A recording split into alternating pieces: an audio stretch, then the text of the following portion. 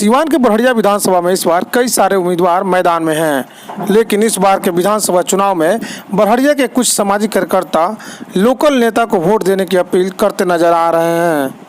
बड़हरिया विधानसभा के युवा समाज सेवी आजाद हाशमी ने एक प्रेस वार्ता कर बड़हरिया की जनता से यह अपील किया कि इस बार वोट चाहे किसी को दे, लेकिन एक ऐसे उम्मीदवार को दे जो बड़हरिया का लोकल उम्मीदवार हो और बड़हरिया की समस्याओं को समझता हो। उन्होंने बाहरी उम्मीदवारों का विरोध करने की बात कही।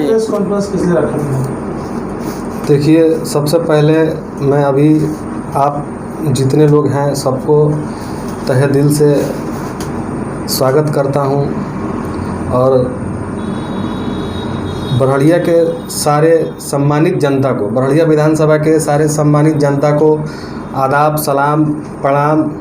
आज का जो मुद्दा है, मैं इस बड़हरिया के नाते, इस बड़हरिया के सरजमी पे पैदा होने के नाते, मैं इस बड़हरिया का लाल, मैं सारे लोगों का भाई, बेटा, एक बहुत बड़ा मसला लेकर के आया हूँ कि बड़हरिया में 10 साल, 5 साल, 15 साल, 20 साल, 25 साल अपनी ज़िंदगी लोगों ने ख़त्म कर दी किसी भी पर्टिकुलर पार्टी के पीछे, किसी भी पर्टिकुलर संगठन के पीछे। लेकिन उन लोगों को दरकिनार कर बाहर से लोग आ जाते हैं उनकी रहनुमाई करने के लिए, या बाहर से लोग आ जाते हैं वोट बैंक को बेचने के लिए, ख़रीदने के लिए।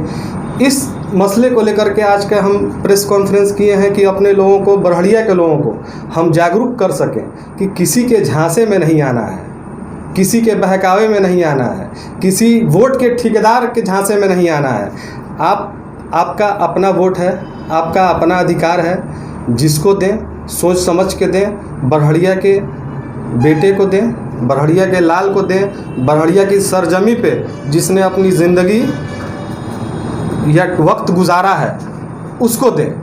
या बाहर से आए हुए, पैरासूट से आए हुए कैंडिडेट को, या बाहर से आए हुए प्रत्याशी को, या जिसको भी, उसको अपना रहनुमाई करने का मौका नहीं दें। आखिर पिछले दिन आप एक पोस्ट डाले थे निर्दलीय चुनाव लड़ने के लिए, आखिर क्या ऐसा बात है पैर पीछे खींच लिया? देखिए, मैंने राय मांगा था लोगों से। बहुत सारे बुद्धिजीवी लोग हैं बड़हरिया में जिससे मैंने सजेशन मांगा, घर वालों से पूछा, लोगों ने मना किया, मैं चुनाव से पीछे हट गया। मुझे बाकी लोगों की तरह नहीं करना है कि बिना पूछे, बिना राय मशवरा किए हुए मैं चुनाव मैदान में कूद जाऊं। अगर लोगों का समर्थन था, कुछ लोग जो थे जिनको मैं भी बहुत मानता हूं, वो भी मुझे बहुत मानते हैं, उन लोगों ने मना किया और मैंने अपना कदम पीछे कर लिया। यही मसला था।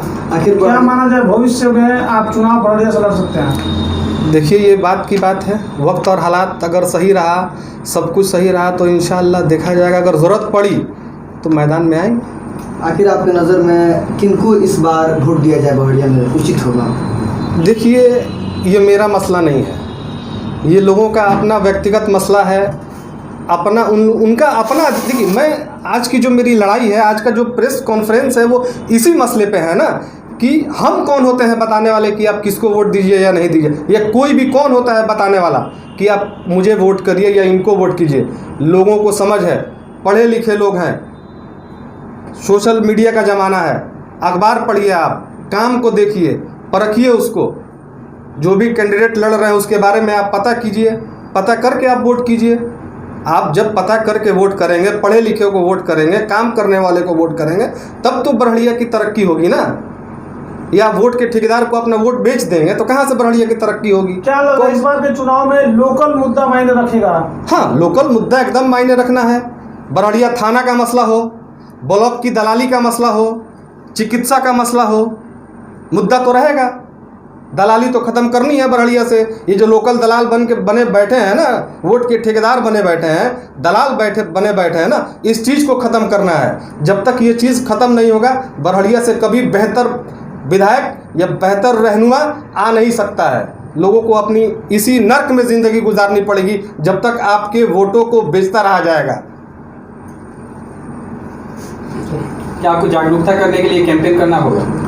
देखिए, लोगों को जागरूक करने के लिए इस ट्रेंड को ख़त्म करने के लिए, वोट बैंक की जो राजनीति है, धर्म की जो राजनीति है, इसको ख़त्म करने के लिए अगर मुझे पूरे चुनाव में पैदल कैंपेन करना पड़े, डोर टू डोर लोगों के घर पे जाके समझाना पड़े, तो मैं समझाऊंगा, लोगों से कहूंगा कि आप लोग अपने बेहतर प्रत्याशी को चुने, बेहतर नेता को चुने, बरहड़िया से किसी को चुने।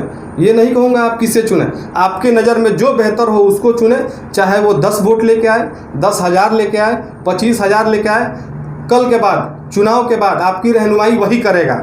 ये जितने लोग हैं मैदान छोड़ के भाग जाएंगे, इस बात को सारे लोग नोट कर लीजिए। जितने लोग चुनाव लड़ रहे हैं, जितने लोग बाहर से आए हैं, चुनाव ख़त्म होने के बाद ये लोग बरहड़िया में फिर अगले 5 साल के बाद ही दिखेंगे। उसके बाद जितने बचे लोग हैं ना बरहड़िया के, जो बरहड़िया से लड़ रहे हैं, चाहे वो 1 वोट लेके आए, चाहे 10,000 लेके आए, चाहे 20,000 लेके आए, आपके बीच वही रहेगा, वो नहीं आएंगे। क्या इस बार निर्दलीय प्रत्याशी बाजी मार जाएंगे या कोई पार्टी के सिंबल के साथ वो बाजी मारेंगे इस बार? देखिए, अगर बरहड़िया के लोगों ने मन बनाया है, बरहड़िया में हर जगह इस बात की चर्चा है कि किसी पढ़े लिखे को, निर्दलीय को, किसी बेहतर कैंडिडेट को चुना जाए। तो ये आम आवाम का मामला है। लोग अपने अपने इलाकों में, अपने अपने गांव में लोग इस चीज़ के बारे में डिस्कस करेंगे, वोट करेंगे। तो मेरा मानना है कि अगर सब कुछ ठीक ठाक रहा तो जितनी बड़ी पार्टियां हैं देखती रह जाएंगी और बीच से कोई भी निर्दलीय बाजी मार जाएगा। अंतिम सवाल ये हो, क्या कुछ मैसेज देना चाहेंगे विकास के बारे में बरहड़िया की जनता को? देखिए, हम बरहड़िया की सम्मानित जनता से यही कहना चाहते हैं कि आप मेरी बात मत माने। मैं उस लायक हूँ नहीं हूँ, मेरी बात मानना है नहीं मानना है, मैं कभी आपसे नहीं कहूँगा कि आप मेरी ही बात मानिए। मैं जो बोल रहा हूँ उस पर 10 मिनट टाइम दीजिए, सोचिए उस बात को कि मैं क्यों कह रहा हूँ। इस बात को सोच समझ के अगर आपको लगे कि ठीक लगता है कि मैं जो बात बोल रहा हूँ, अगर ठीक लगता है कि किसी निर्दलीय प्रत्याशी को या किसी दूसरे प्रत्याशी को जो यहाँ का है उसको वोट कीजिए। मेरे कहने से या किसी के कहने से आप किसी को वोट मत कीजिए। 1 वोट हो, 1000 वोट हो, आप लोग आपस में राय कीजिए, सहमति बनाइए। बड़ी पार्टियों के अलावा इस बार आप लोग दूसरे को मौका दीजिए, रहनुमाई करें इस बार दूसरा, वरना बरहड़िया की स्थिति और बद से बदतर होती चली जाएगी।